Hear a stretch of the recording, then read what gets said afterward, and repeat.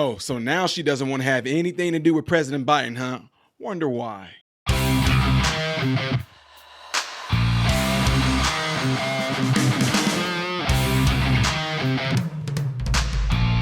How are you guys all doing? Welcome to the channel. I am Ty Smith. You're watching my channel, Modern Renaissance Man. I appreciate you guys taking time out of your day to view my content. Make sure that you are following me on all the platforms you see above and the ones below, and hitting this like button right here is how my content can consistently be recommended to you. Last but not least, double check and make sure that you still are subscribed to the channel, because there's a good chance that you're not.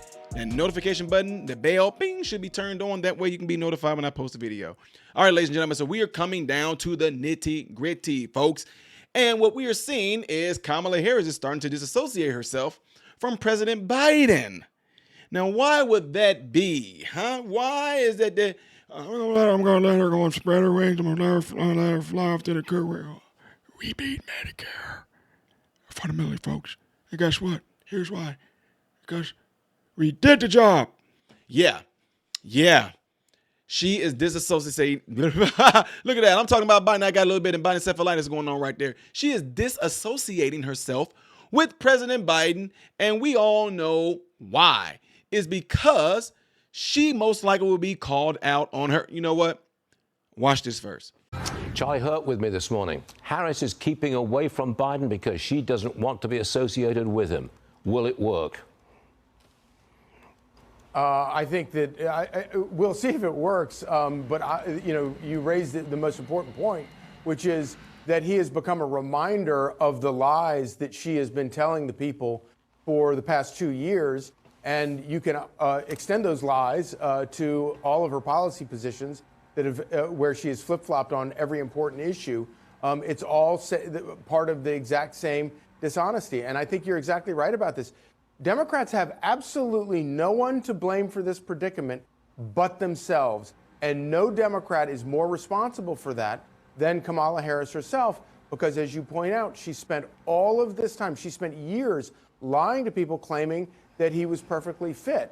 And now what I think is kind of interesting here is if Donald Trump ends up winning, then Joe Biden gets to walk out of the White House with the ultimate, screw off to his fellow Democrats by saying, look, I really was the only guy that could beat this guy. And it's going to be really embarrassing for Harris and the rest of the party. It most certainly will be. Look, well, 1 week to Election Day, Trump and Harris are giving their final pitch to voters. Watch.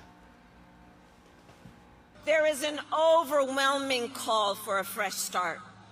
People from all walks of life, and they are calling for a new generation of leadership that is optimistic and excited about what we can do together. We will achieve success that no one can imagine. We will have the strongest economy, the most secure borders, the safest cities, the most powerful military, the best trade deals. We will dominate the frontiers of science, medicine, business, technology, and space. All right, Charlie. Yes, we are indeed in the final stretch. I want to know which states you are looking most closely at. Oh, I think the state to look at is Pennsylvania, because if Donald Trump wins Pennsylvania, it's over. If he doesn't, it becomes incredibly difficult for him to win. I think that some of the more traditional Republican states, he's probably in pretty good shape with, say North Carolina or Georgia, even Arizona.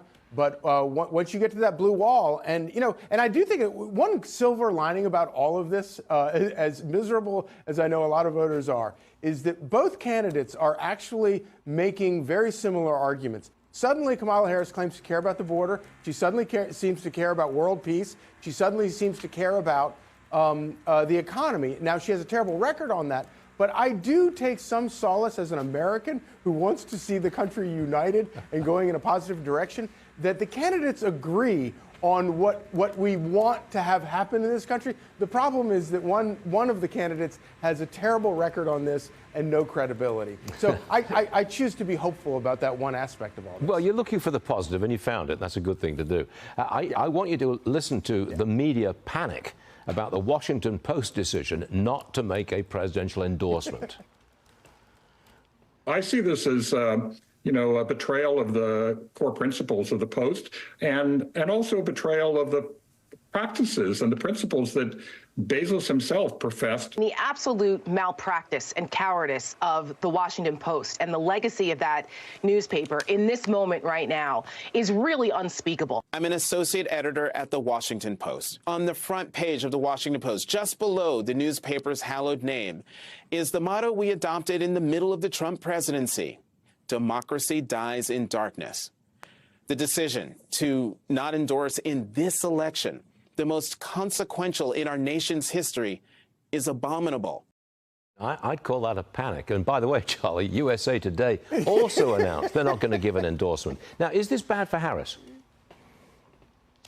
Yeah, it's really bad for Harris. I think, but what I love about it more than anything is it exposes the media for all of the lies and all of the fraud that they've been perpetuating for years now. They claim to be, fair and balanced. They claim to be, balanced, reporters of the news. And then as soon as you take away the endorsements, these papers go, oh no, we have to endorse somebody, and it just exposes them. They have been extensions of the Democrat Party for decades, and they're in the final sort of death gurgles.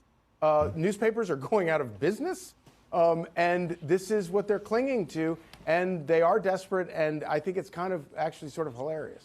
Like I was saying, she will most likely get called out on the fact that she was saying all this stuff about President Biden. Oh, he's cognitively there. Oh, world leaders come to him. I've seen world leaders come in there privately and asking him for advice.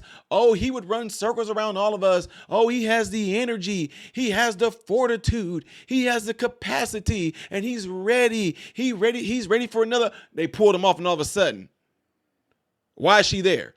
If President Biden is fit to be president right now, why isn't President Biden campaigning against President Trump? Huh? Why? Why did he drop out? Come on now. They were just, y'all, come on now. Like Lil Boosie said, come on, man. Come on, man. Really? Why? Everybody, Karine Jean-Pierre, all of them were saying that he was fit, he was ready, he was cognitively there, yada, yada, peanut butter, right? Now they're not saying anything. All they keep on talking about, you know what? We know that Trump. We know that Trump. We know that Trump. Kamala Harris, what has Biden said to you lately? I'll tell you who hasn't said nothing lately. President Trump. That's what she's going to do. Madam Vice President, what do you think about President Biden not speaking like he used to? What do you think about, you wanted President Trump to do a fitness test. What about when they're trying to have Joe Biden do one? I tell you what, who they not going to have do one? They're not going to have Trump do one, which we all know why. Because come on now. He was fit to run. Why'd y'all pull him out? Answer that question. All right. Let me know what you guys all think about all this by putting it in the comment section of this video. Don't forget to do what you see going on in that cloud right there. I'd greatly appreciate it. The next video that I would do, most likely in chronological order, will be up here. Things that I do as a variety on this channel will be down here. I am Ty Smith, Modern Renaissance Man, and I hope and pray that every last one of you have food, shelter, and clothing. And most of all, I pray every last one of you guys in great health, mentally, physically, emotionally, spiritually. God bless you all through Jesus.